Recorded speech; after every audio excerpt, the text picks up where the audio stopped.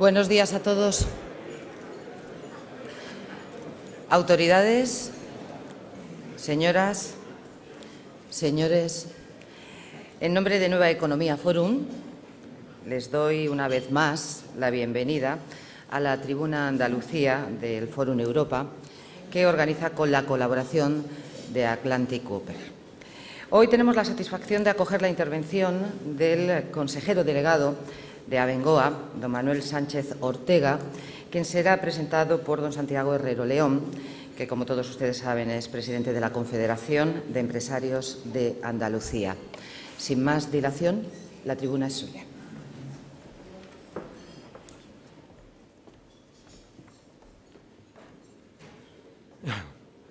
Buenos días a todos, querido alcalde, querido conferenciante, representante del foro y de patrocinador Atlantic Cooper, amigas, amigos, empresarias y empresarios.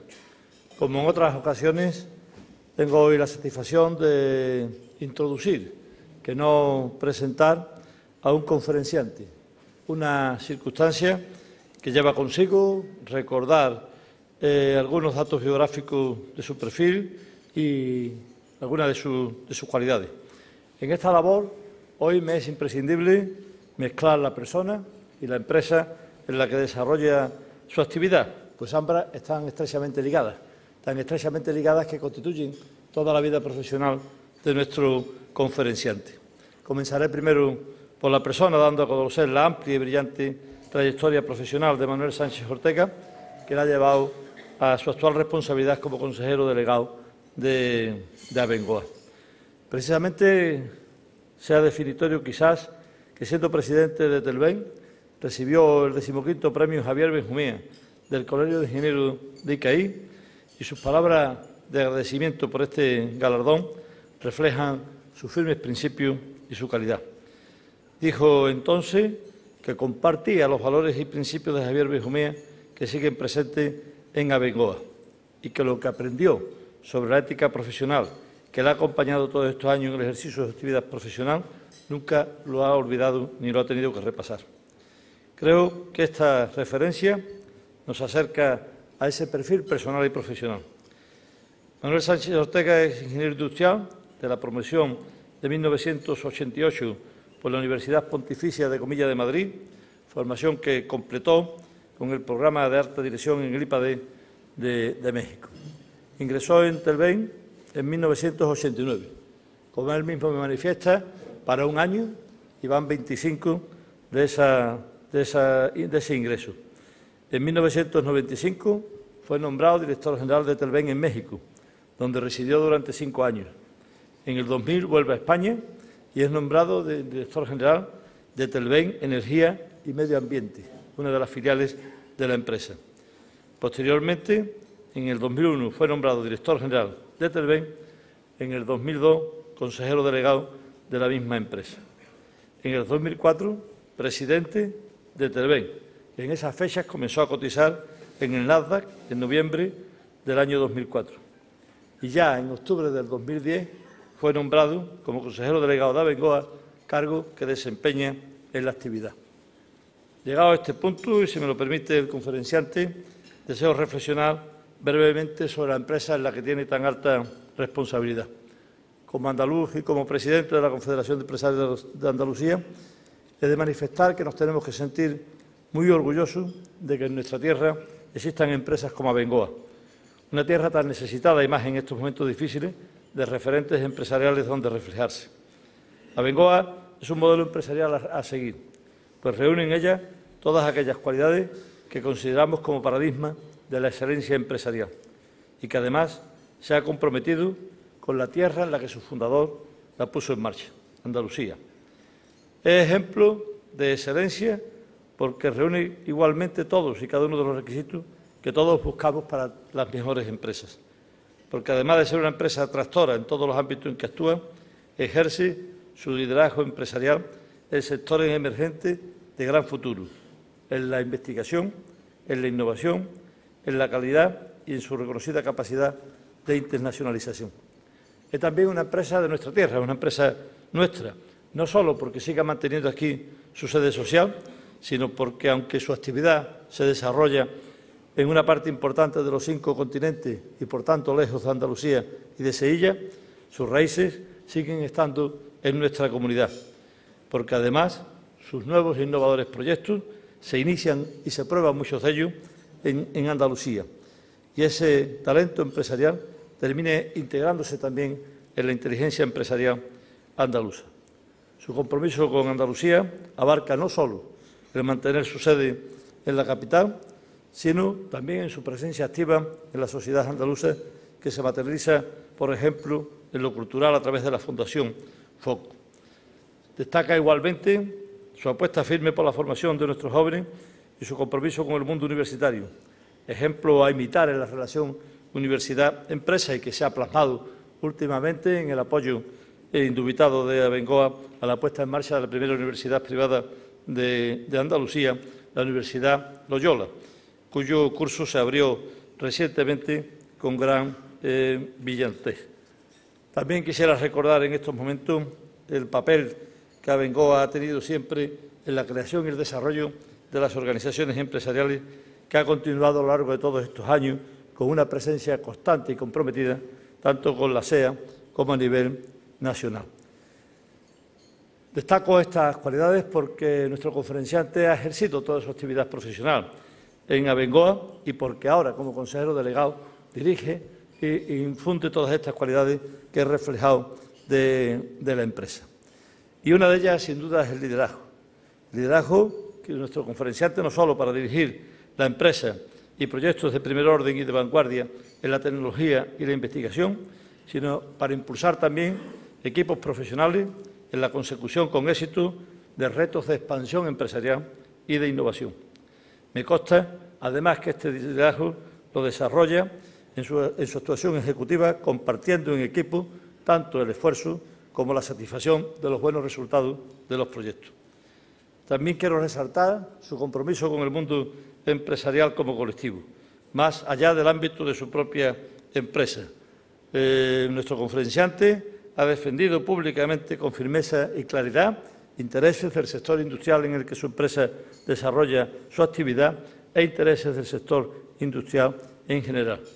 Esta actitud de Manuel Sánchez Ortega a favor de la defensa de los intereses sectoriales de las empresas nos es, desde el punto de vista de la organización empresarial, muy grata y cercana, puesto que es la base y el motivo principal de la representación empresarial en la que tantos años llevo comprometido, al igual que Abengoa, la empresa de la que nuestro conferenciante es consejero delegado. Asimismo, quiero recordar su constancia en el trabajo y en la culminación de grandes proyectos. Esa perseverancia de corredor de fondo ha sido primordial para alcanzar muchos de sus éxitos profesionales y de la empresa de la que forma parte. Por último, aquí en Sevilla podría referirme también en esta presentación a otros vínculos biográficos de Manuel Sánchez Ortega con nuestra tierra y con su ciudad. Sin embargo, ello podría distraernos del sentido principal de este acto de hoy y también del objetivo de esta presentación, que no es otro que glosar la figura de un brillante profesional comprometido con los principios de una gran empresa andaluza que lleva la marca de España y de Andalucía por todos los rincones del mundo. Muchas gracias.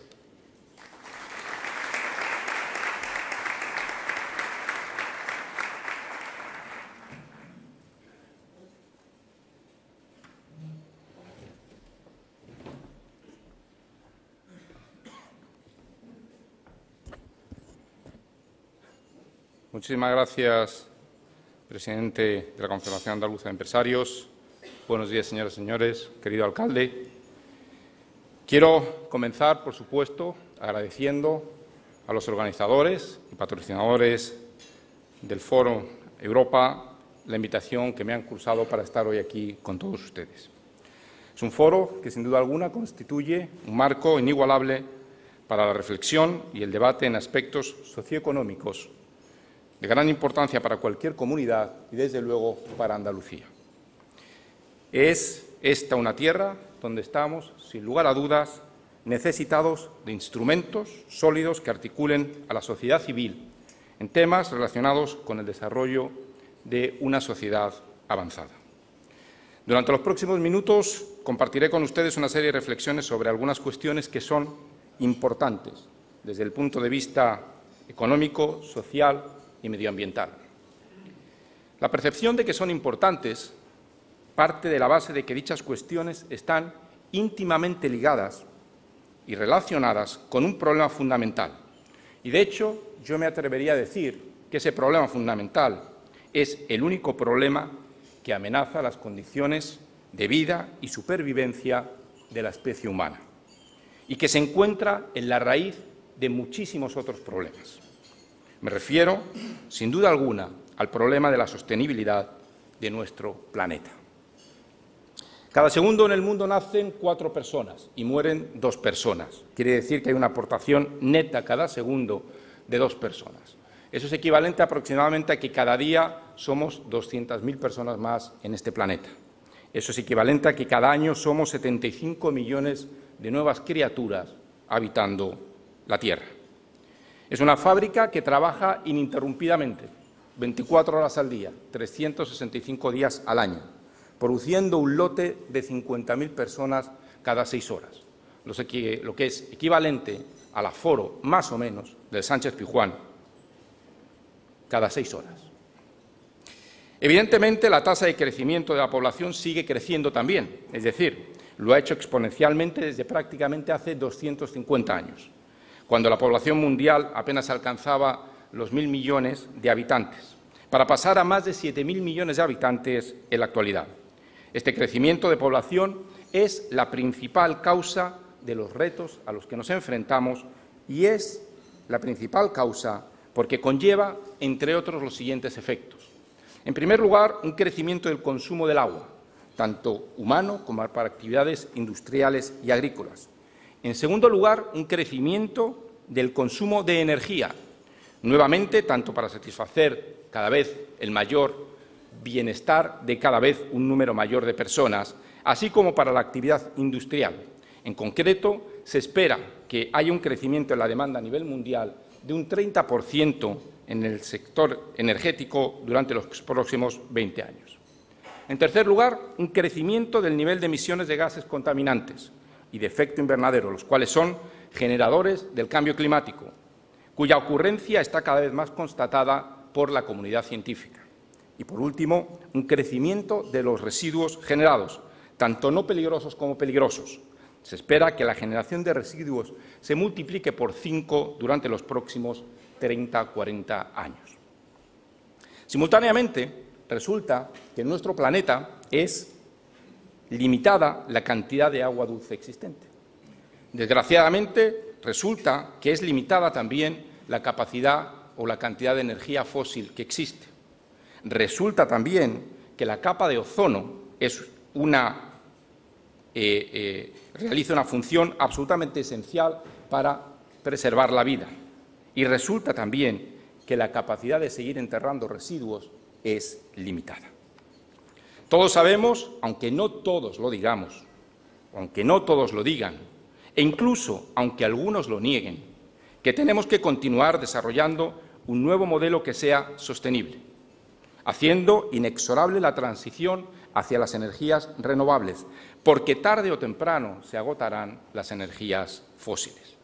Se agravarán las restricciones ambientales para reducir la contaminación y combatir el cambio climático, y aumentará enormemente la demanda de energía necesaria para sacar a gran parte de la población mundial de la pobreza.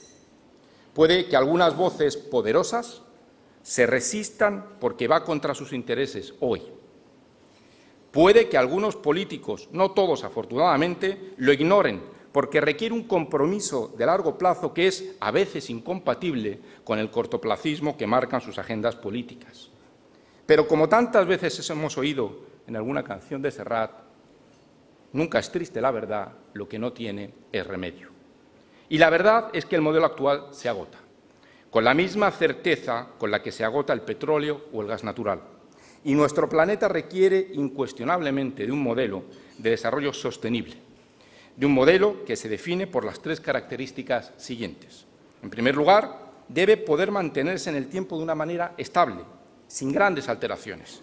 En segundo lugar, debe conllevar unas condiciones medioambientales y un uso de los recursos naturales tales que pueda ser disfrutado y acrecentado por las generaciones futuras. Y, por último, debe permitir que todos los ciudadanos tengan oportunidad de participar y de beneficiarse de él.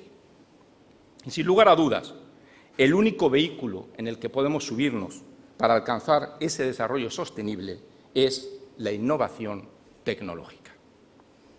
Desde un plano más general, un modelo de desarrollo económico que sea sostenible en todos los sentidos es el económico, el social y el medioambiental, solo puede lograrse en base al conocimiento y a la innovación que constituye el principal mecanismo de generación de valor y crecimiento sostenible en las sociedades modernas.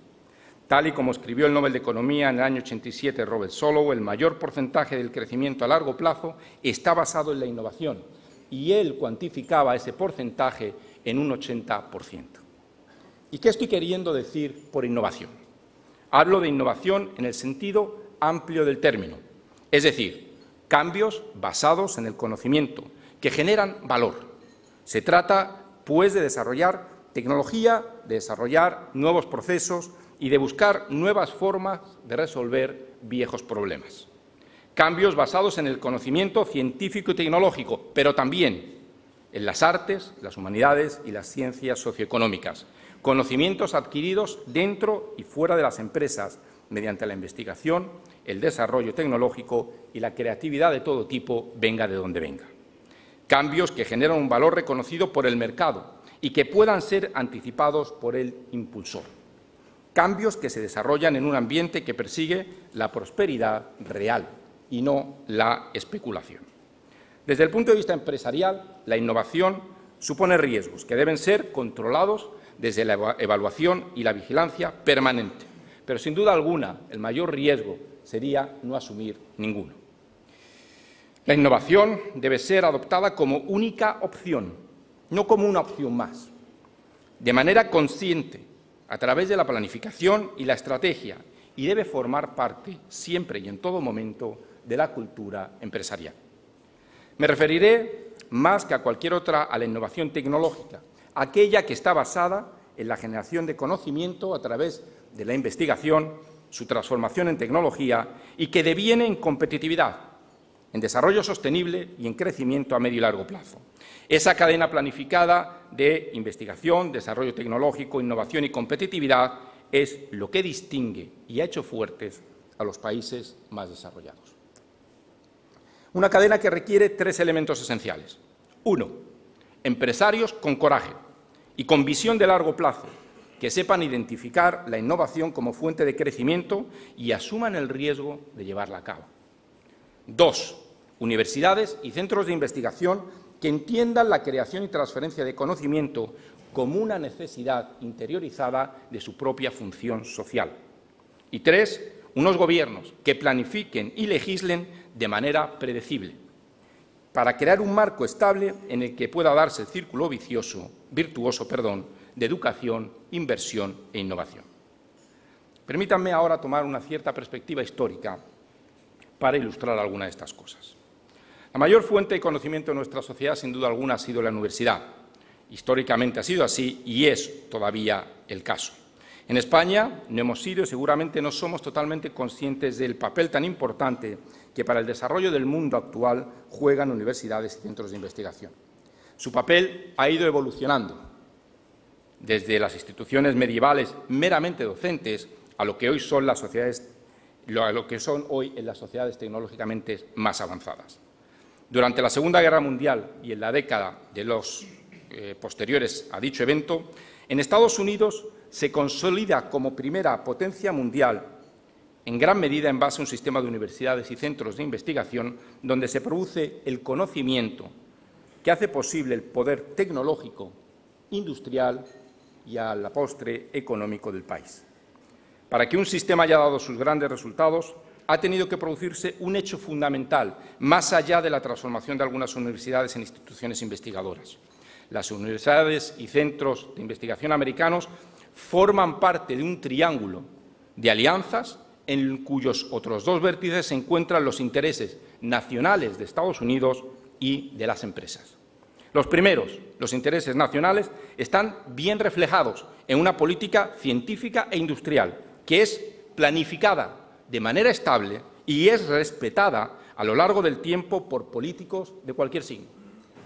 Por su parte, las empresas, en un entorno estable y predecible, están dispuestas a asumir riesgos con el desarrollo y comercialización de nuevos productos, haciendo uso del conocimiento científico y técnico. Cabe preguntarse en este punto de dónde viene ese espíritu emprendedor que comparten universidad, empresas y administraciones públicas en Estados Unidos. Y no dudo que pueda haber múltiples razones. Pero sin duda hay un factor esencial que para mí es el más destacado y sin cuya participación sería imposible que de forma natural se produzca esa convergencia. El factor al que me refiero es el modelo educativo. Desde el primer año de colegio, un modelo educativo que, aplicado durante décadas sin cambios de rumbo, hace que generaciones de hombres y mujeres que desarrollan su actividad profesional posteriormente en la industria, las universidades o en la política, lleven en su mente algo importante, lleven en su mente la preparación necesaria para buscar, priorizar y premiar la innovación, venga de donde venga. En ese modelo es esencial el papel que juega toda la enseñanza básica y secundaria, pues es la base de todo lo que pasa después. Una educación que desarrolle las capacidades específicas que cada uno tiene y que no son las mismas para todas las personas. Se trata de sacar lo mejor de cada uno, no lo mismo de todos. Se trata de destacar y reconocer las habilidades del individuo y no de recrearse en las limitaciones que todos y cada uno de nosotros tenemos. Una educación que premie el esfuerzo y la responsabilidad sin ningún género de dudas, que destierre la flojera y el acomodo. Es necesario que todos sintamos la responsabilidad de formar parte de la solución y que estemos dispuestos a realizar el esfuerzo necesario para llevar a buen puerto la misión. Una educación que premie el espíritu emprendedor e innovador, para lo cual es esencial que desde la base se disocien los conceptos de fallo y fracaso, de forma que se pierda el miedo a intentarlo y que se asuma como natural que es inevitable que se produzcan fallos, los cuales son una gran fuente de aprendizaje, porque fallar no es fracasar, fallar es la antesala de volver a intentarlo corrigiendo los errores encontrados. En España el modelo educativo convierte los fallos en fracasos y eso coarta la iniciativa y mata la frescura, lo que en último término desemboca en un inmovilismo mental por miedo al fracaso. Es un sistema basado en la memoria y los conocimientos, poco en las capacidades, poco en aprender haciendo y solo formación pasiva de los alumnos. En España en general y en Andalucía en particular se sigue usando con frecuencia el tópico de se trabaja para vivir y realmente no se vive para trabajar. Como si no se enriqueciese el espíritu de la persona a través del trabajo o, a sensu contrario, como si no se empobreciese el alma a través de la pereza mental. ¿Cuál es el resultado de todo ello? Pues déjenme que comparta un dato aterrador. En España, el 28,4% de los jóvenes entre 18 y 24 años no ha completado la educación secundaria. En Alemania, solamente el 11%. Algo no funciona en nuestro modelo, reconozcámoslo, pues solo desde ese reconocimiento seremos capaces de resolverlo. En Andalucía tenemos que ser capaces de quitarnos esa pegajosa manta de conformismo que nos ha envuelto y que nos ha llevado a una insoportable tasa de paro del 36%, frente al 15% en el País Vasco. Un PIB per cápita de 16.960 euros frente a los 30.829 que tienen ellos, o a una inversión en I+D del 1,1% del PIB frente al 2,1% que tienen en Euskadi. En Andalucía, la tasa de escolarización hasta los 17 años es solo del 85%, frente al 98% en el País Vasco. Y a nivel universitario, en Andalucía solo hay una universidad privada, por cierto, de 2 semanas de vida, frente a las 10 públicas que tenemos en la comunidad. Mientras que en España son 27 instituciones privadas frente a 50 públicas. El ratio es evidentemente claro por sí solo. Andalucía sabe lo que es ser protagonista del mundo. Ya lo fue en siglos pasados y puede volver a serlo, aunque para ello hay que estar dispuestos a aceptar la gravedad de la situación y el sacrificio de recorrer el camino que se requiere para cambiar el modelo en nuestra región. Y todo ello es posible, claro que sí, desde la ilusión y desde el optimismo de que es posible. La apuesta de Andalucía tiene que estar en la innovación tecnológica. Esta es la única apuesta a largo plazo capaz de hacernos más competitivos y eficaces, de generar empleo y riqueza económica, la única apuesta para conseguir un desarrollo sostenible que equilibre armónicamente los aspectos de progreso económico, de bienestar social y de respeto medioambiental. Y para ello necesitamos una generación de jóvenes andaluces que desarrollen el espíritu emprendedor, que desarrollen la curiosidad por la innovación, que sientan la irresistible necesidad de cambiarlo todo, que acepten el fallo y que sientan que es un acicate para seguir intentándolo y no la espada de Damocles que corte sus cabezas, y que tengan la ambición de querer mejorarlo todo, conscientes de que el único límite verdadero realmente es no intentarlo.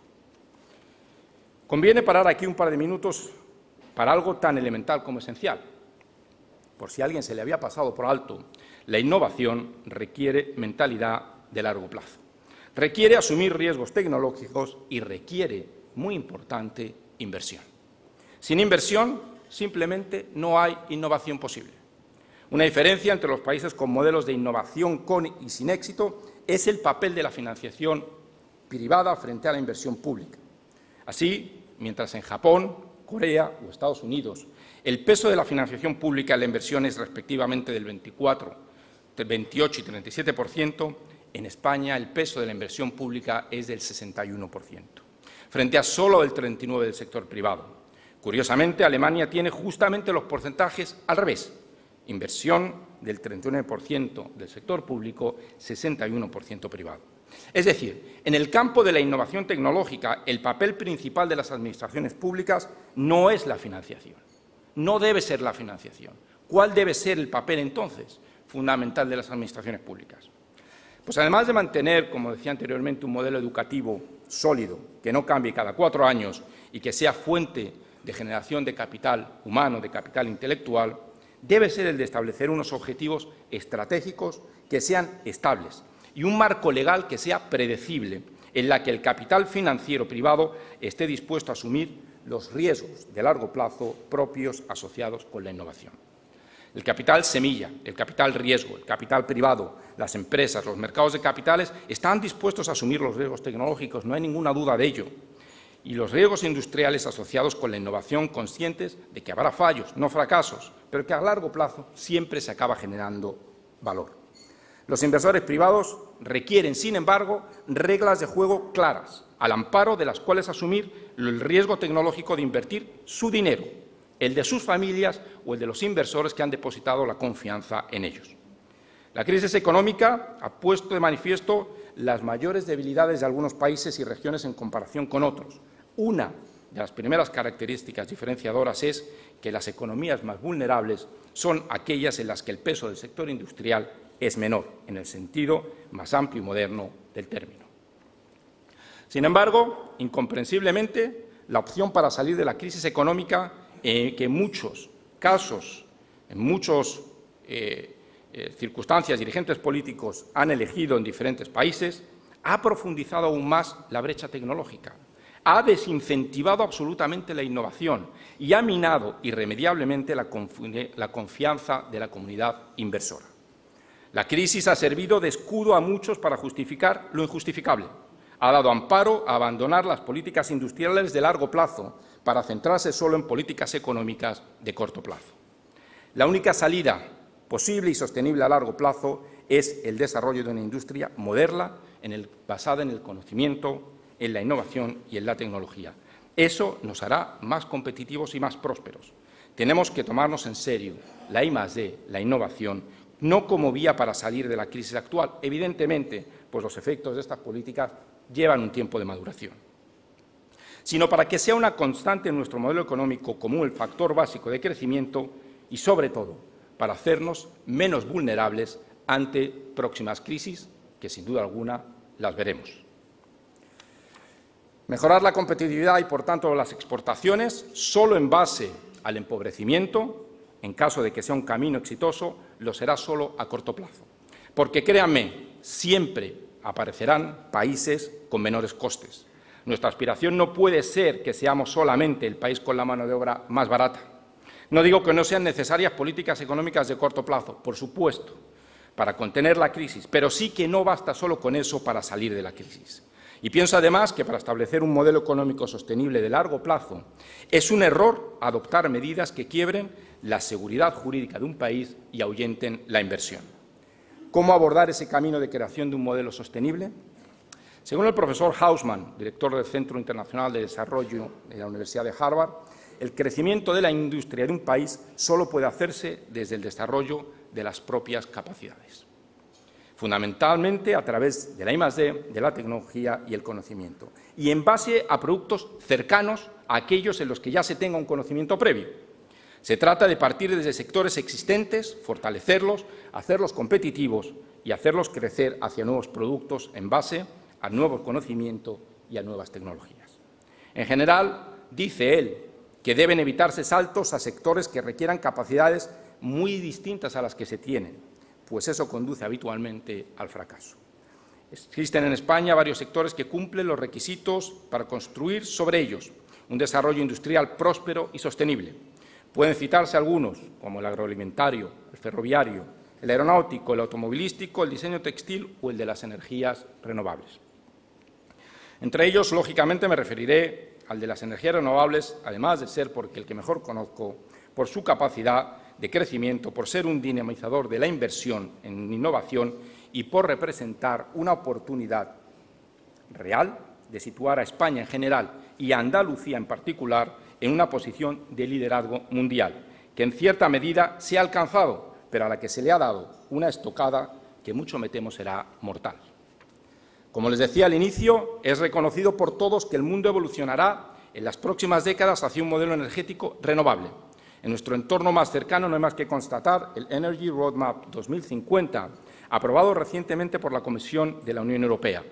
Siendo, pues, previsible un gran crecimiento mundial de este sector, que tiene una importancia económica y estratégica de primera magnitud, se da la feliz circunstancia de que a día de hoy España es líder en tecnologías de generación eléctrica de origen eólico y termosolar y que empresas españolas, muchas de ellas andaluzas, ocupan los primeros lugares en el desarrollo y construcción de plantas de este importante mercado emergente. Por primera vez en la historia, empresas españolas hacen contribuciones relevantes para el desarrollo tecnológico e industrial en un sector de primer orden económico mundial y es protagonista, además, del siglo XXI, con productos de alto valor añadido. Esta industria, tecnológicamente puntera a nivel global, produce grandes beneficios en empleo y desarrollo industrial, no solo de manera directa, sino indirecta, pues se induce en sectores y en comunidades que normalmente se quedan siempre en el ámbito de España. El modelo energético mundial será renovable con o sin España, pero hoy tenemos la oportunidad única de mantener y crecer en nuestro liderazgo, exportar tecnología y crear riqueza y empleo de alta cualificación. También podríamos optar, como tantas veces, por ser meros usuarios y que durante décadas paguemos un alto precio por los productos que otros han desarrollado, que las inversiones en I+D la hagan otros y que los empleos de calidad se generen fuera de Andalucía y de España. ¿Cómo hacer eso desde las empresas? Con la mayor humildad lo explicaré, si ustedes me lo permiten, compartiendo con ustedes la aventura apasionante de Abengoa. Existen claros ejemplos cercanos a nosotros, en los que empresas innovadoras, surgidas de universidades o de universitarios andaluces, han alcanzado un alto nivel de internacionalización en un tiempo récord. Es ese modelo de crecimiento internacional el que debe proporcionarnos un desarrollo sostenible. En ese sentido, Abengoa tiene su origen en unos universitarios recién graduados en 1942 que vuelven a su tierra y establecen una pequeña empresa en base a conocimientos adquiridos. Años después, en el año 68, cuando ya disponía de unas capacidades en montajes eléctricos que le permitían competir en otros mercados, Abengoa se expande en Argentina y en los años 70 en otros países latinoamericanos. La década de los 80 nos llevan a Norteamérica, los 90 a Asia y los primeros años de este siglo XXI a África, India y Oriente Medio, a países de la ex Unión Soviética. Nada de esto hubiera sido posible sin haber tenido desde el primer momento, pero sobre todo, sin haber mantenido y reforzado en todas las etapas por las que hemos atravesado una obsesión por la innovación y por la internacionalización. Abengoa facturará en el año 2013 aproximadamente algo más de 7.300 millones de euros. De ellos, el 80%, más del 80% se facturará fuera de España. En este año alcanzaremos más de 230 patentes tecnológicas y estamos construyendo simultáneamente la mayor planta termosolar con almacenamiento más grande del mundo, que está en Arizona, una de las primeras plantas a nivel mundial de comercialización de producción de bioetanol a partir de biomasa, en Kansas, en Estados Unidos también, y estamos construyendo simultáneamente la mayor torre termosolar de tecnología de vapor sobrecalentado, en este caso en Sudáfrica. Todo esto, sin duda, es fruto de la innovación tecnológica y la internacionalización. Desgraciadamente, al mismo tiempo que vemos con satisfacción estos logros, en España vivimos con pesar el ver cómo la alteración de las condiciones ofrecidas por el Gobierno de España, quebrantando la seguridad jurídica, nos han reducido los ingresos de nuestras plantas termosolares un 33% respecto a lo que se nos dijo que recibiríamos, cuando tomamos la decisión de invertir nuestro dinero, creándonos un daño patrimonial sin precedentes. ¿Y por qué?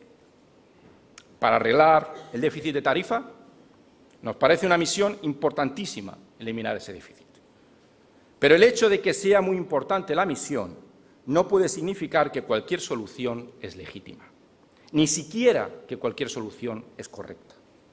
A este respecto, cabe recordar que cuando la primera planta termosolar aún no había empezado a funcionar, el sistema eléctrico español tenía un déficit acumulado de 30.000 millones de euros. El dato habla por sí solo y requiere pocos comentarios más. Yo creo que se me entiende. No niego que a veces nos asalta la duda de si deberíamos seguir manteniendo o no nuestra sede en España. Con un 18% de la facturación solo en España, a veces nos asalta esa duda. Pero son solo momentos pasajeros, porque nuestras raíces están aquí, están en Sevilla, y por tanto queremos seguir creciendo aferrados a nuestros orígenes. Y lo vamos a hacer, porque queremos que Sevilla siga beneficiándose del efecto sede. Algunos se pueden preguntar qué es eso del efecto sede. Déjenme compartir con ustedes algunos datos. En Abengoa somos 26.000 personas por todo el mundo. Y a pesar de que en España nuestra facturación representa el 18%, en España tenemos al 27% de la plantilla, casi 7.000 personas. Pero si miramos Sevilla, nos encontramos con que nuestro negocio en la provincia de Sevilla no alcanza el 1% de nuestra facturación. Y, sin embargo, damos empleo aquí en Sevilla a 4.100 personas, es decir, el 16% del total de nuestra plantilla. Además, la cualificación media de nuestros empleados en Sevilla supera la media del resto del conjunto de Abengoa. En los últimos 10 años hemos duplicado nuestra plantilla en Sevilla y hemos multiplicado por 3 el número de ingenieros y licenciados contratados en Sevilla. Hoy tenemos en Sevilla más de 400 investigadores. Disponemos de un total de 6 centros de investigación y desarrollo en Andalucía, 4 de ellos en Sevilla, desde donde se investigan las energías renovables como la solar, el hidrógeno o los biocombustibles de segunda generación. Y se desarrollan nuevas soluciones para la desalación y el reuso del agua. La inversión realizada en nuestras plantas y en nuestra sede, en Sevilla, alcanzan los 1.780 millones de euros. Y la actividad económica que generamos tiene su reflejo en el tejido productivo regional y local. Más de 1.200 empresas auxiliares, cerca de 900 de ellas sevillanas, prestan servicios a Abengoa, generando más de 250 millones de euros de facturación y empleo indirecto por encima de las 10.000 personas. Durante el año pasado se realizaron más de 130.000 visitas a nuestras distintas instalaciones en Sevilla, entre delegaciones de distintos gobiernos, medios de comunicación, clientes, instituciones docentes, colegios profesionales y todo tipo de colaboradores en las diferentes actividades. Más del 50% de esas 130.000 visitas fueron de origen más allá de las fronteras españolas, convirtiendo a Sevilla en un escaparate de modernidad y tecnología, tanto dentro como fuera de España. Y nuestro personal realizó más de 30.000 viajes con origen o destino Sevilla. Impartimos más de 500.000 horas de formación a nuestro personal en Sevilla y mantenemos acuerdos de colaboración en diferentes ámbitos con todas las universidades y escuelas de negocio de Sevilla, destacando, por supuesto, nuestra cooperación con la Universidad de Loyola. Al año realizan prácticas con nosotros más de 250 estudiantes en calidad de becarios. Y en Sevilla se encuentra nuestra Fundación Focus Abengoa, que se ha convertido en centro vivo y foco de aprendizaje activo, a través de múltiples acciones entrelazadas con los fines fundacionales de promover la cultura en sus diversas manifestaciones artísticas y científicas, atendiendo a la conservación, difusión y desarrollo del patrimonio histórico y cultural de Sevilla, además de ejercer una acción social de asistencia, desarrollo y formación para las comunidades y colectivos menos favorecidos. Y desde Sevilla dirigimos nuestra estrategia de I+D. Aquí se toman las decisiones. Desde aquí tomamos las decisiones de lo que vamos a hacer en el resto del mundo. Dedicamos del orden de 100 millones de euros al año en innovación, en tecnología cada año, con un gran número de colaboraciones con universidades y centros de investigación, fundamentalmente en España y en Estados Unidos. Citaré dos ejemplos del recorrido desde la I+D hasta productos comerciales de nivel internacional: las plantas solares de torre de vapor sobrecalentado y las plantas de conversión de biomasa y residuos urbanos en biocombustibles. En el primer caso, hemos evolucionado desde plantas de torre de vapor saturado, como la PS10, que muchos de ustedes conocerán en operación en Sevilla, y que fue la primera planta solar comercial en operación del mundo, a una planta torre de 50 megavatios de vapor sobrecalentado, cuya construcción hemos comenzado a finales del año pasado en Sudáfrica. Con esta tecnología se incrementa la eficiencia del ciclo de generación en más de un 40%, se reduce el consumo de agua en más de un 80% y se reducen los costes en más de un 25%, acercándonos cada vez más a la paridad con otras fuentes fósiles de energía. Como ejemplo de cooperación con los centros públicos de investigación hay que resaltar que seguramente nada de eso hubiera sido posible sin la existencia del CIEMAT y, sobre todo, de la plataforma solar de Almería.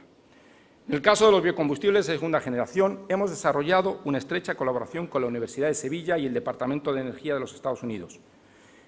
Y hemos hecho un proceso eficiente de hidrólisis enzimática, que ya ha sido probado en nuestras plantas pilotos de Salamanca y de York, en Nebraska. Desde el año 2009-2011, el coste de las enzimas lo redujimos por 3 y esperamos volver a dividirlo por 3 en los próximos 2 años. Dentro de pocos meses entrará en operación una de las primeras plantas a nivel comercial de transformación de biomasa agrícola en biocombustibles. Una producción de 100 millones de litros de etanol a partir de paja de maíz, con un rendimiento de 300 litros de etanol por cada tonelada de paja. Una importantísima derivada de esta tecnología es la transformación de residuos sólidos urbanos en biocombustibles, un proyecto sobre el que estamos desarrollando un gran esfuerzo, que puede ser de enorme trascendencia en el futuro y que ya se encuentra a escala de planta demostración en Salamanca. El reto que nuestra sociedad tiene a escala mundial respecto a la gestión de residuos sólidos urbanos es enorme, pues cada vez somos más personas generando más residuos. Solo en España generamos anualmente en el entorno de 25 millones de toneladas de residuos urbanos, cuya total conversión en 2.000 millones de litros de biocombustibles equivaldría a sustituir el 18% del consumo de gasolinas que vienen del petróleo que importamos de fuera, lo que representaría una importante reducción del desequilibrio de nuestra balanza comercial, una fuente de creación de empleo y riqueza en España y una reducción de nuestra dependencia energética. Seguramente, si en España se hubiese encontrado un yacimiento de petróleo capaz de abastecer las necesidades para siempre del 18% de nuestro consumo, estaríamos todos los días hablando de ello. Quiero llamar su atención sobre el hecho de que la tecnología de hidrólisis enzimática aplicada a residuos sólidos urbanos tiene ese mismo potencial y que lo único que se requiere es una apuesta clara de las administraciones públicas para permitir y fomentar su desarrollo. La tecnología desarrollada por Abengoa ya está en fase de puesta a punto en la planta de demostración de Salamanca, como decía anteriormente, y en este momento trabajamos con administraciones de Estados Unidos, Latinoamérica, Asia y Europa para instalar plantas en sus localidades. Y me enorgullece decirles que parte de ese éxito se debe al acuerdo de colaboración tecnológico que hace año y medio firmamos con la empresa pública de Sevilla, Lipasam, y que nos ha permitido contar con su experiencia en el trabajo de análisis y caracterización en las diferentes estaciones anuales de los residuos sólidos urbanos. Llevamos año y medio analizando los residuos sólidos urbanos de la ciudad de Sevilla, algo que es de vital importancia para haber podido ajustar los procesos tecnológicos para conseguir los rendimientos que tenemos hoy. Por esta razón, y porque es imposible renegar de la sangre sevillana que corre por nuestras venas, nada nos haría más ilusión que poder ver que la primera planta comercial del mundo en esta nueva tecnología estuviese aquí, en Sevilla, y seguir reforzando el efecto sede. Creemos que se pueden dar las condiciones para ubicar en Sevilla una planta que trate más de 500.000 toneladas al año de residuos sólidos urbanos, generada en el área metropolitana de Sevilla y poblaciones cercanas, para producir más de 28 millones de litros de biocombustibles ecológicos en la región. Además, igual que hoy Sevilla es la referencia mundial en la energía termosolar, Sevilla se convertiría en la capital de la generación de biocombustibles de segunda generación a partir de residuos sólidos urbanos. Confío en que se produzca el necesario consenso entre los agentes sociales y políticos para que eso sea posible. Termino ya, y termino haciendo, a modo de síntesis, un repaso sobre los 5 elementos claves que creo que son necesarios para potenciar el desarrollo sostenible en Andalucía y en general en España. Primero, una educación que prepare a ciudadanos con mentalidad abierta para el desarrollo de innovación, ciudadanos que desempeñen su función en la empresa, en la universidad o en el ámbito político. Segundo, una estrecha colaboración entre universidades, empresas y administraciones públicas. Tercero, disponibilidad de financiación mayoritariamente asumida por el sector privado para los nuevos desarrollos que van desde el laboratorio a las plantas de demostración. Cuarto, políticas de innovación y planes de desarrollo industrial claros y duraderos que potencien los sectores de la economía donde se puede ejercer liderazgo y que, a su vez, conduzcan a la internacionalización. Y quinto, seguridad jurídica. Solo me queda dar las gracias de nuevo a los organizadores de este acto por la gentileza que han tenido al invitarme, agradecerles a ustedes la atención que me han dispensado escuchándome y tengan la certeza que para mí ha sido un auténtico honor estar con todos ustedes aquí. Muchas gracias.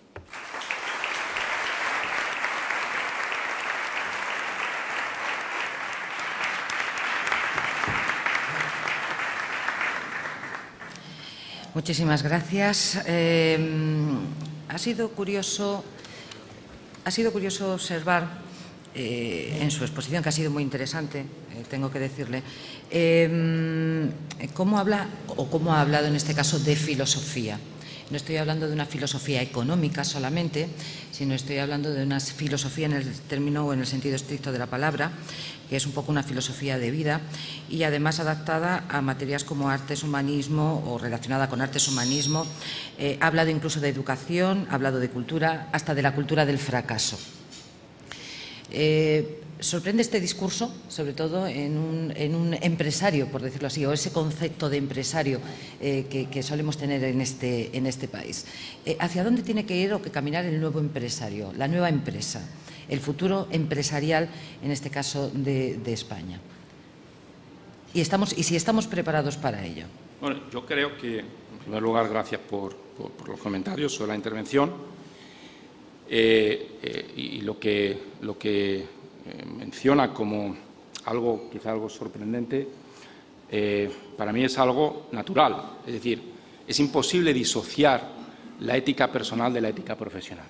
Es imposible realizar una actividad profesional sin ser leales y sin ser coherentes con la ética personal. Quizás sea un defecto de formación que tengo, es decir, por la formación que he tenido en una universidad jesuita, no sé, quizás sea por la formación que he recibido en mi familia, quizás sea por la formación que he vivido en 25 años de experiencia en una empresa como Abengoa, pero para mí es absolutamente indisociable. Y uno lo que se encuentra es que la actividad empresarial, por mucho PowerPoint que se haga, por muchos planes estratégicos que se elaboren, al final está realizada por el alma, por el entusiasmo de las personas. Y, por tanto, la materia prima de esas personas es esencial en el producto final de cualquier empresa. Personas bien formadas, personas con una ética profesional y personal alta, suelen hacer empresas mejores, suelen hacer sectores industriales mejores y suelen hacer empresas con mejores valores. Por lo tanto, yo creo en que la formación del individuo desde su origen es la mejor forma de transformar un modelo industrial, y eso es lo que vengo explicando. Sus cifras, las cifras de Abengoa, desde luego en este año 2013, no sé si las calificaría usted de espectaculares, porque desde luego sorprenden y mucho en este momento de crisis. Son unas buenas cifras, con una implantación en el exterior importantísima.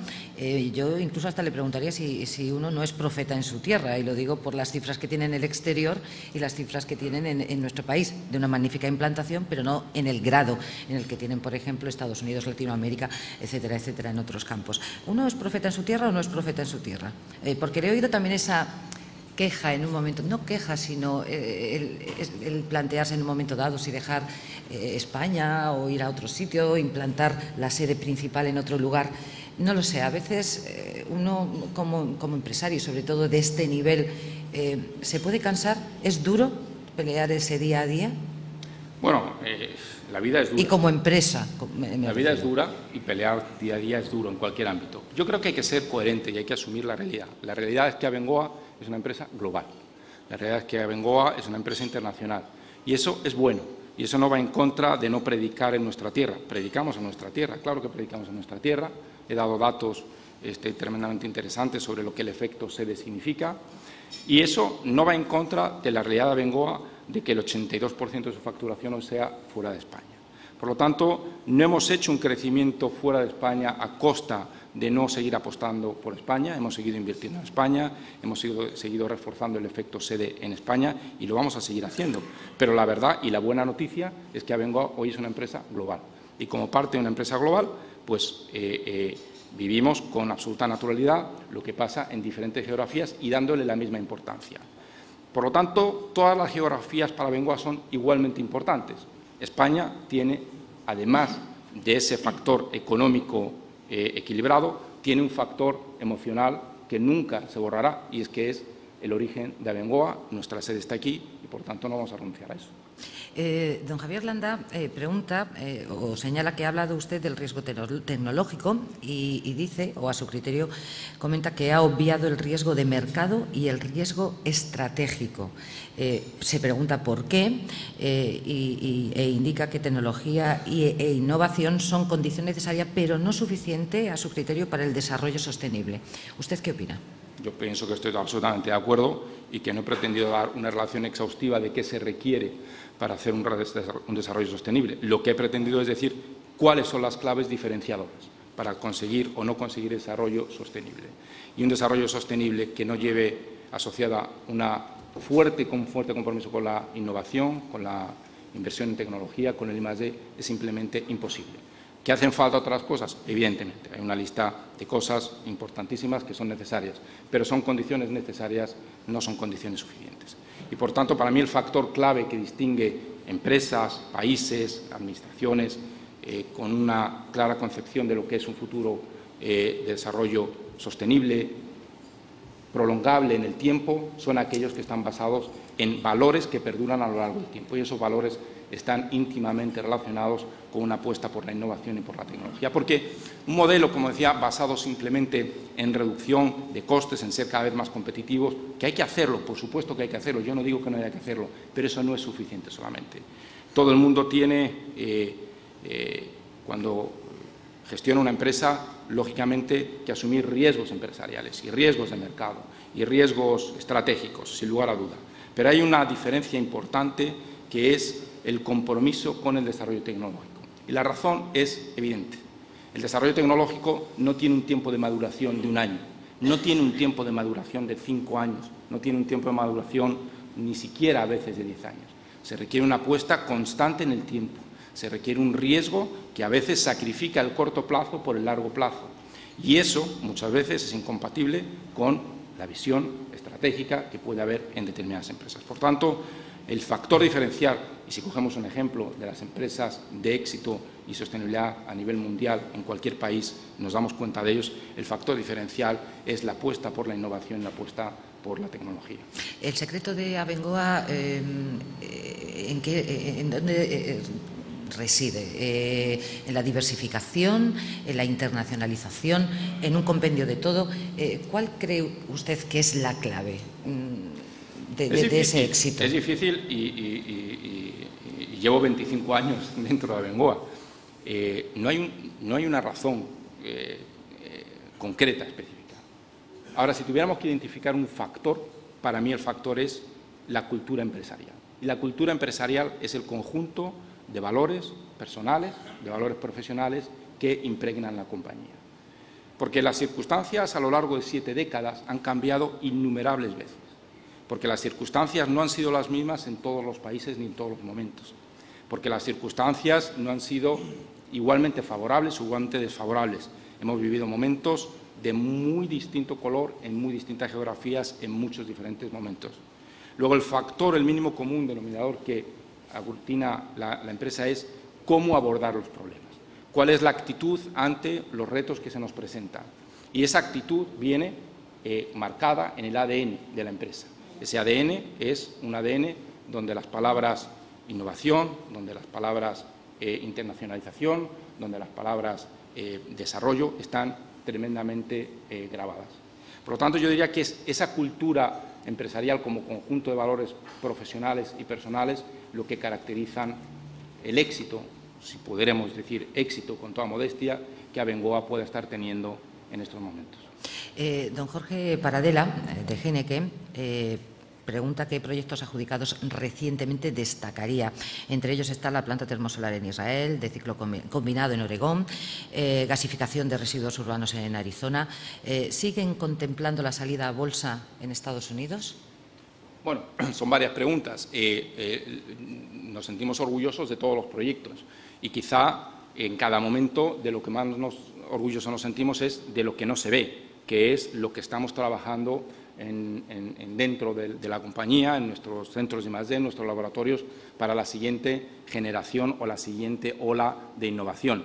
Es, sin lugar a duda, un motivo de satisfacción construir la primera planta termosolar de Arizona, la mayor planta. ¿Por qué? Porque hay muchas críticas sobre si la tecnología termosolar es madura, si no es madura. Hombre, yo invitaría gratis, además, a cualquiera que piense que la tecnología termosolar no es madura, a que venga a Arizona y vea una planta de 300 megavatios funcionando. Nos llena de orgullo. Nos llena de orgullo, después de más de 10 años de investigación, estar a punto de empezar a producir biocombustibles ecológicos a partir de residuos agrícolas. Nos llena de orgullo, sin duda alguna, convertir bolsas de basuras en biocombustibles ecológicos. Nos llena de orgullo el estar trabajando en la conversión del hidrógeno como vector energético a largo plazo. Todos esos proyectos son fuente de satisfacción para la compañía. Estados Unidos hoy es el primer mercado de Abengoa. 30% de nuestra facturación está en Estados Unidos. Es, desde el punto de vista accionarial, después, lógicamente, del grupo de control, es el segundo país en fuente de inversores de la compañía, de Abengoa. Por tanto, Estados Unidos está llamado a jugar un papel muy importante en el presente y en el futuro de Abengoa. Nos parece que una empresa global debe estar aspirando a posicionarse en mercados de capitales globales. Y desde ese punto de vista es una aspiración que tenemos, que seguimos teniendo, seguimos manteniendo, el ver algún día a Abengoa cotizando en mercados de capitales norteamericanos. No es la primera prioridad, no es una obsesión, pero es un objetivo en el que trabajamos, sin lugar a dudas, con determinación y con paciencia. Uno de los asistentes a su conferencia pregunta qué volumen de negocio tiene Abengoa en Cataluña y cuál es su análisis de lo que está ocurriendo allí. Bueno, en España es el 18%. De ese 18%, una gran parte está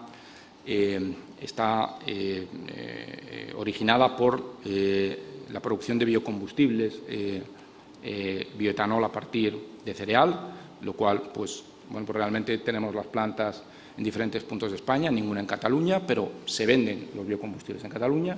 Tenemos producción de energía solar y tenemos, pues, determinadas actividades. Cataluña ha sido una parte importante de la actividad de de Abengoa históricamente, pero hoy en día, igual que hay un déficit de inversión en muchísimas otras comunidades, en Cataluña también lo hay. Por tanto, no hay un factor diferenciador de qué está pasando con Abengoa en Cataluña, más allá del factor general del enfriamiento de la economía en España y de la ausencia de inversión. Y sobre la realidad de qué es lo que está sucediendo en Cataluña, yo creo que hay voces más cualificadas que yo para juzgarlo. Hablaba en su exposición de las primas renovables. Ayer, por ejemplo, salía una información, ¿no?, que hacía referencia a ello, sobre todo del éxito tanto de ACS como de Abengoa, y que, bueno, se hablaba de que la burbuja termosolar, debido a sus buenos resultados, de los buenos resultados de ambos, han dinamitado el ajuste de primas renovables para el 2013 y que han dado un poco al traste, decía esta información, con los planes del Ministerio de Industria. ¿Lo consideran así o no? ¿Qué ha fallado? ¿Las previsiones del Gobierno, a su criterio?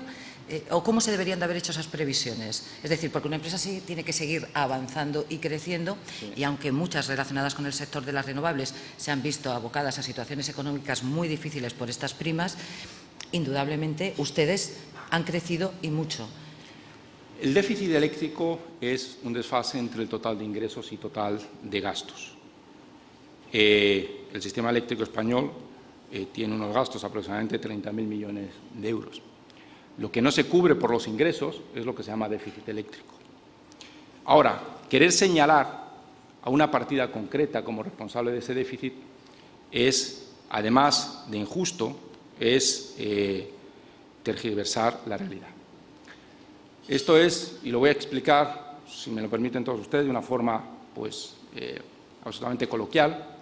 Esto es como si alguien que se ha tomado 7 botellas de whisky le echase la culpa a la borrachera que tiene por la última copa que se ha tomado. La energía termosolar es la última que ha llegado. La energía termosolar añade sin lugar a duda un coste al sistema y es parte de esos 30.000 millones. Ahora, culpar a la energía termosolar del déficit eléctrico, como decía anteriormente, es un ejercicio de querer darle la vuelta a la realidad. Porque, como he dicho anteriormente, cuando no había energía termosolar, había 30.000 millones de euros de déficit eléctrico. En el año 1963 se asesinó al presidente Kennedy. Todavía hoy no se sabe quién lo hizo, no se sabe quién fue responsable. Pero lo que sí es absolutamente cierto es que nadie que haya nacido después del año 63 lo ha matado. Luego, si había un déficit de 30.000 millones de euros en el sistema eléctrico antes de que naciese la energía termosolar, es muy difícil de explicar que el origen del déficit eléctrico es la energía termosolar. Lógicamente, hay intereses, hay opiniones interesadas en este respecto, pero los números son los números, y esa es una realidad que está encima de la mesa. Por tanto, no estoy de acuerdo en absoluto con esa afirmación, con ese comentario, y creo que es una mala representación de la realidad. ¿Tienen una guerra abierta con las eléctricas convencionales? En absoluto. ¿Cómo son sus relaciones? De hecho, las eléctricas convencionales son actores importantes en el ámbito de renovables, en el ámbito de las energías eólicas, fotovoltaicas, y nosotros no tenemos ninguna guerra abierta contra nadie.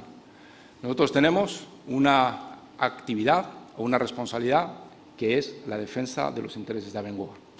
Y esa defensa pasa porque invertimos 1.500 millones de euros de nuestros fondos, de nuestro capital, al amparo de unas condiciones que el Gobierno de España nos ofreció y que esas condiciones se nos han cambiado. Ese es nuestro único punto de discusión, que aquí se ha engañado a unos inversores, nosotros 1.500 millones, el conjunto del sector 6.000 millones, con financiación 15.000 millones. Es decir, aquí se han puesto en el sector termosolar 15.000 millones de euros encima de la mesa, creando empleo, creando riqueza, lo han desembolsado patrimonios personales, familiares, institucionales, y cuando llegó el momento de empezar a cobrar, las condiciones se han cambiado. Y esa es nuestra única batalla. No tenemos batallas contra nadie, sino simplemente una batalla en defensa de una seguridad jurídica que, por otro lado, quiero decir que me parece absolutamente esencial. Es decir, esencial porque la comunidad inversora toma nota de estas cosas y estas cosas no son buenas. Romper la seguridad jurídica, quebrantar la confianza de la comunidad inversora no es buena, nunca, pero especialmente no es buena en un país con una tasa de desempleo del 28%, 27% y que necesita imperiosamente inversiones para crear empleo. Es decir, el empleo no se recupera sin inversiones y los inversores normalmente no son amigos de cambios regulatorios retroactivos, a posteriori y de falta de seguridad jurídica. La regulación que se ha hecho eléctrica en julio, hay un concepto que ha levantado muchísima polémica. Indudablemente es un poco más dirigido hacia lo que es el pequeño consumidor, que es el del autoabastecimiento.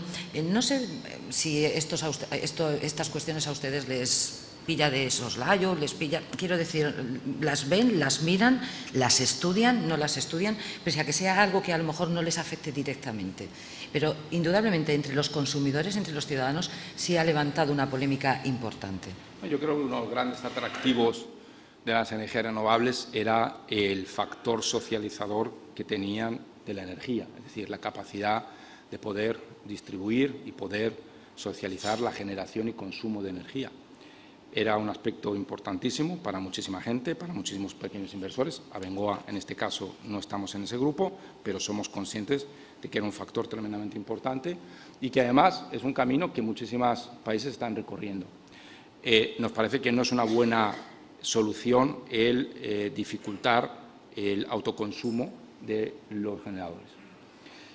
Pero la realidad es la que es y por tanto, lo que nos queda es asumirla y, desde el punto de vista jurídico, pues defender los intereses de cada uno. Sin lugar a dudas hay asociaciones de productores fotovoltaicos, asociaciones de productores eólicos, termosolares, y todo el mundo pues va a intentar resolver este atropello jurídico de la mejor forma posible.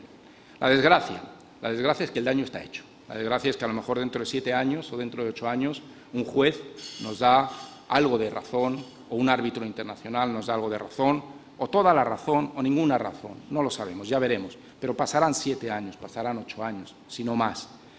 Y el daño a la imagen, el daño a la confianza de la comunidad inversora está hecho. Eso es irremediable. Hay una pregunta que llega a esta mesa. Uno de los asistentes pregunta, le gustaría saber o que pudiera explicar por qué una empresa como Abengoa tiene unos plazos de pago a pymes superiores a 6 u 8 meses. Dice si no le parece que es injusto que se financie de esta manera. Yo creo que invito a quien me ha hecho la pregunta a revisarlo directamente, pero no es correcta la afirmación. Es decir, Abengoa tiene unos plazos de pago mediante un sistema de confirmación bancaria donde la empresa colaboradora con Abengoa tiene la capacidad de descontar y, por tanto, de hacer líquido su pago de forma inmediata. Otra cosa es que Abengoa tenga un acuerdo con una institución financiera para financiar esos 18 meses. Hay proveedores que prefieren descontar su factura al día siguiente, hay proveedores que prefieren descontarlo a los 3 meses o a los 6 meses. Pero, sin lugar a dudas, ese no es un problema de una compañía con la capacidad de generación de negocio inducido que tiene Abengoa y de actividad industrial indirecta, ¿no? La universidad, un papel importantísimo en su exposición, ha sido uno de los factores claves a los que ha aludido en muchísimas ocasiones. Don Luis Rey, del Colegio San Francisco de Paula, quiere preguntarle, señala que Abengoa ha tenido un papel fundamental en el establecimiento de la Universidad de Loyola, como hemos visto días atrás, y pregunta si se plantea alguna implicación en la investigación sobre innovación tecnológica preuniversitaria y si estaría dispuesto a analizar propuestas. Bueno, yo creo que cada agente del modelo educativo tiene que jugar su papel. La investigación científica creo que debe estar en el ámbito de la universidad y las etapas previas a la universidad deben cumplir su papel en despertar el interés, la curiosidad y la actitud, como decía en mi exposición, sobre el hambre de tener innovación y, sobre todo, sobre el miedo a tener que asumir riesgos. Ese es el papel fundamental para mí de la educación básica, primaria y secundaria, y el papel de la universidad es el papel de la investigación. Lo que pasa es que el papel de la investigación no se puede dar sin la actitud correcta de que se tiene que dar en la formación básica. Por lo tanto, formemos a la persona en la etapa preuniversitaria y la persona en su concepto integral y formemos de capacidades a esa persona que ya viene con esas aptitudes en la etapa universitaria. Una pregunta, sobre todo en el tema de la internacionalización. ¿Se están encontrando algún problema en Latinoamérica, no? Yo sé que hacen un seguimiento de sus actividades, los medios de comunicación de Latinoamérica, importantísima. De hecho, hace muy poquito, cuando nombraron al señor García, a don Alan García, miembro del Consejo Asesor Internacional, como expresidente del Perú, bueno, salieron multitud de artículos en este sentido y a este respecto. Sabemos que hay empresas españolas, desde luego de otros campos distintos, que bueno, han tenido algunos problemas en algunos países latinoamericanos. ¿Ustedes cómo están funcionando en estos países? ¿Se encuentran seguros? Bueno, seguros no los encontramos ni en España. El mayor problema de seguridad jurídica que tenemos en estos momentos está en España, no necesitamos coger ningún avión. Yo creo que, respecto del comentario que me hacía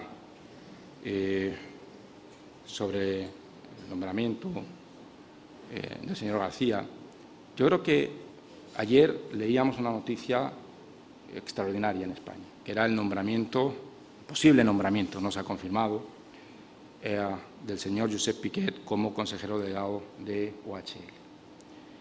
Yo creo que una sociedad madura, una sociedad que entienda como natural el tránsito de personas entre la vida privada o entre la vida empresarial y el entorno político, con viajes de ida y vuelta, es una sociedad mejor. Yo creo que los políticos tienen derecho a volver a la actividad empresarial y creo que los empresarios tienen derecho a poder ejercer una responsabilidad política. Y creo que demonizar esos viajes en uno u otro sentido creo que es malo. Y, por tanto, yo celebro que sucedan cosas como la que sucedió en este caso con el señor Piquet y todo lo que sea en ese sentido. Creo que, desgraciadamente, a veces estigmatizamos excesivamente el sector público y le asociamos una capa de sospecha al paso de cualquier persona entre el sector público y el sector privado. Y eso para mí es un error garrafal. Yo creo que el que cometa un error debe pagar, pero eso no debe ser en ningún caso un factor que invite a estigmatizar a la clase política en su conjunto, ni por supuesto a la clase empresarial. Por lo tanto, creo que es bueno que se viva con normalidad ese tránsito, creo que es enriquecedor, creo que seríamos un mejor país si viéramos con mayor frecuencia gente del mundo empresarial ejerciendo responsabilidades políticas y gente que ha tenido una responsabilidad política volviendo y enriqueciendo de nuevo el sector empresarial con esa experiencia. Una última pregunta, es en este caso de don José Joaquín García Moreno, de Brentac Química. Comenta que el valor añadido bruto de la industria andaluza ha caído del 18 al 9%, da él estas cifras en los últimos años. Dice, si usted fuese presidente de la Junta de Andalucía, ¿qué políticas industriales pondría en marcha para incrementar el peso de la industria andaluza en la economía? Bueno, en primer lugar, yo no creo que esté capacitado para ser presidente de la Junta de Andalucía. Y es muy difícil esa responsabilidad. Ahora, en el ámbito de la política industrial, los ejes que he mencionado en mi intervención. Es decir, Andalucía puede optar por intentar salir de esta crisis capeando el temporal, sin más, o puede intentar, de una vez por todas, poner las bases de un tejido industrial duradero, sólido, sostenible, que hagan Andalucía una región más fuerte y menos vulnerable ante situaciones difíciles que van a seguir ocurriendo sin lugar a dudas. ¿Cómo se hace eso? Pues la única forma de hacer eso es mediante la innovación. La única forma de hacer eso es creando una economía basada en la tecnología, basada en la innovación, basada en el I+D. Todo lo que no sea eso son fuegos artificiales y son pues, frutas que maduran en muy poco tiempo y se echan a perder. Por tanto, si yo pudiera, que no puedo, pero si pudiera tener alguna influencia sobre la política industrial en Andalucía, desde luego mi consejo sería apuesta decidida por un plan industrial serio, a largo plazo, que se respete por los diferentes gobiernos y que esté basado en la innovación tecnológica como eje fundamental. Y fuera complejos también, quizá, y al empresariado a lo mejor fuera complejos, ¿no?, en un momento dado. El empresario, evidentemente, como decía antes, tiene que ser capaz de quitarse esa manta de pereza y tiene que ser capaz de quitarse complejos. Es decir, el mundo está abierto a todos y yo, que me muevo por el mundo bastante, no he encontrado sistemáticamente gente mejor preparada o gente más lista en ninguna otra geografía que en Andalucía. Por lo tanto, hay simplemente que romper esa barrera de actitud y atreverse a lanzarse. Don Manuel Sánchez Ortega, muchísimas gracias por haber estado con nosotros, y en nombre de la entidad patrocinadora, que es Atlantic Copper, va a cerrar el acto don Miguel Palacios, que es director general de Metalurgia. Así que, adelante. Sí, señor alcalde, gracias a Sevilla. Señor presidente de la Confederación de Empresarios de Andalucía, señor consejero de la Abengoa, señor presidente y director general del Foro Nueva Economía, señoras y señores, como no podía ser de otra forma, quisiera cerrar mostrando en nombre de Atlantic Copper nuestro agradecimiento por su asistencia a este evento, que supone el inicio de la nueva temporada de la Tribuna de Andalucía, del Foro Nueva Economía, una de las plataformas de debate más prestigiosas de España. Y una tribuna, además, que hace ya tiempo apostó por un programa específico para Andalucía y que, tanto por las personas que han intervenido como por la calidad del auditorio, se ha consolidado en pocos años. Para nuestra empresa es una satisfacción vincularnos a este proyecto que nos permite, pues, compartir argumentos e ideas tan interesantes como los que hoy ha ofrecido Manuel Sánchez. También es un orgullo que el primer desayuno coloquio de la serie que vamos a patrocinar, con eventos en Sevilla, en Málaga y Huelva, sea precisamente con Abengoa, una compañía que para muchos, entre los que me incluyo, pues es un referente y un ejemplo a seguir por muchas razones. Estamos al final del acto y yo no quisiera cansarles, pero sí me gustaría hacer un par de comentarios sobre Atlantic Copper, sobre nuestra empresa. Atlantic Copper es el primer productor de cobre de España. Opera una planta en Huelva desde hace 43 años de forma ininterrumpida y ahora mismo es la segunda mayor fundición y refinería de Europa y además una de las más competitivas del mundo en costes de producción. Lideramos el ranking andaluz de exportación, somos la primera empresa con sede social en la provincia de Huelva y proporcionamos empleo directo a más de 1.000 personas, cantidad que se triplica si consideramos los puestos de trabajo indirectos e inducidos.